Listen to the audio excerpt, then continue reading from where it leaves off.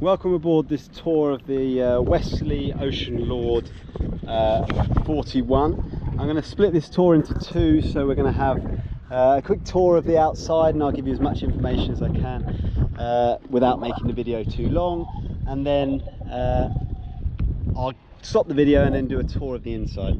So just looking at the back here, we've got some davits which pull up the 2.8 metre Avon tender which comes with the boat.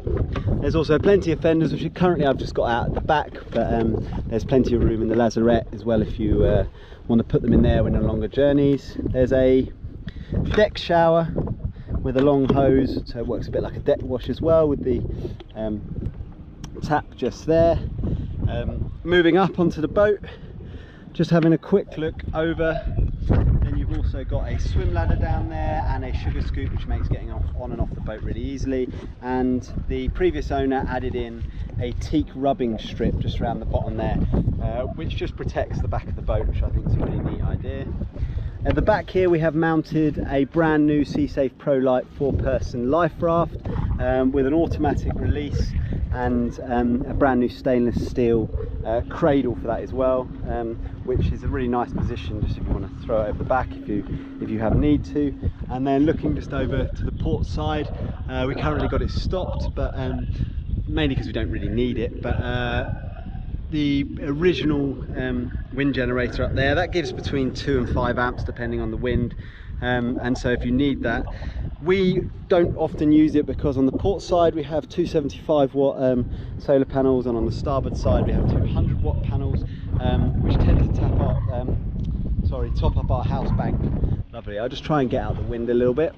So moving down towards the cabin, you'll see that I say new quite a lot because this boat has been completely refitted by myself and my wife in October this year.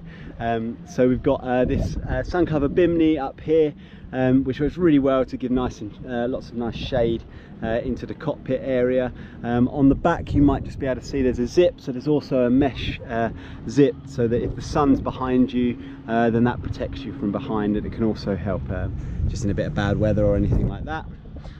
Looking over to the port side, there's the main sheet winch, which obviously runs up just to the back of the boom up there, and we also have the brand new EV 200 Raymarine autopilot, which I have to say I've been really impressed with. Next to that I have a USB charging, waterproof USB charging, because on the console just over there you can see this is where I mount the iPad, which talks to the Raymarine chart plotter down the bottom there, or sometimes I just use Navionics, but it means it's really nice and clean and easy to sail up here. Moving over to the starboard side, there's the furling winch, the engine controls, which includes temperature and oil pressure. It's got a nice little cover here just to keep it all safe from any water ingress into the boat.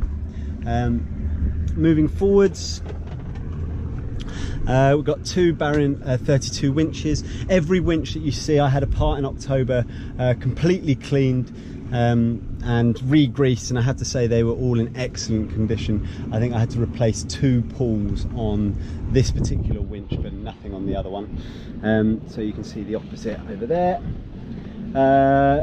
2 winches here for halyards and things like that. This one controls the kicker, topping, lift out, haul, genoa, spinnaker and pole up, and the one just under on my banana leaf hat there is does the 2 halyards in the main in and out.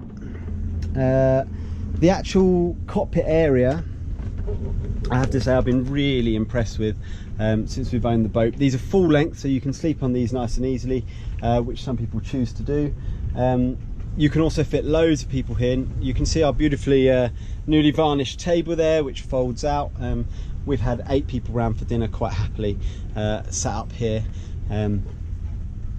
Over to the port side, there's the lazarette, which you need 2 hands just to so please just excuse me for a second.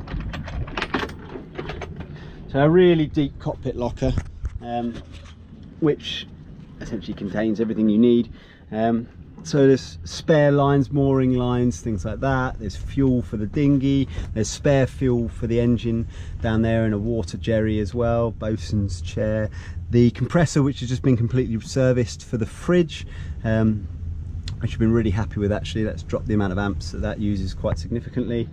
Underneath our fishing gear there is the freshwater pump and a so that's a Jabsco V-Flow 5.0 freshwater pump and an isotherm accumulator hot water tank that runs off the engine. And right down the bottom there, which I use this rope here to get out when I need it, is a generator, Mitsubishi, I think it's 1200 watt or something like that, generator, which I use for my power tools and things like that, just so I don't have to drain off the engine. And under there, you can't see it, but there's a Fortress type. It's not a branded Fortress, spare anchor, and there's also 2 full-length rope roads down there as well. Not that I've ever needed them, but they're there. The beautiful non-cloudy compass there, which actually I've been really impressed with how accurate it is compared to the electronic compass of the autopilot, and a manual bilge pump there just in case of emergencies. Just looking forward again, I'll try and keep out the wind. We've got this installed, so we had this completely restitched. This is a C&J spray hood. We had a window sewn in here so that you can get a bit more airflow through, and then when you're sailing, you just pop that down, zip it up, and it velcros in, and gives you a nice window through for you to be able to see just a little bit easier. You can see the plexiglass is a little bit hazed here, but we don't often look through at that level, and it's slightly darker because we've got a cover on it at the moment. So as I move forward, I'll just show you that cover. I haven't mentioned the Christmas decorations, but you'll see on the wheel there, my wife likes a good Christmas decoration, and it's an Edison pedestal here, so the wheel just comes off and on really easily. So moving forwards, you'll see that cover I was talking about. This just velcros on, but allows slightly less light to come through to the boat. You've got the saloon hatch there, the forward head hatch, and the forward cabin. And hopefully you can hear me in the wind, but this is Lafran's 1200 watt Tigres windlass, and we've got 65 meters of 10mm chain, and on the front of that is a brand new 45-pound Magna anchor, which I have to say I'm hugely impressed with. It's been excellent. There is a double roller, but I just used a separate roller just for a snubbing line, which then sits on here. And when I completely serviced this, I have to say again, it was in really excellent condition. The previous owner really didn't use this boat a huge amount, so all it needed was an oil change. I changed some of the seals, and that was lovely. I also, just because I was rewiring it, I put in 2 new foot pedals. The previous ones were fine, but I put them in anyway. And I've put in metal covered lifelines that run to the front of the boat and through to the back of the Genoa track, which my wife and I, because there's only 2 on board, we always clip on, but obviously that's a personal choice. Spinnaker pole, just to have a quick talk about the rigging. I had the rigging inspected on my survey. There was a few recommendations like changing cotter pins and things like that. Being a Westerly, you can see it's 10mm stainless steel. There's 3 shrouds up the front here. There's a baby stay, and there's also the forestay and a split back stay. So really, she's a very, very solid blue water cruising boat. In-mast furling, which makes handling of the sails really, really easy. You just simply pull on the out haul and out she comes, and then you can set that on the winch here.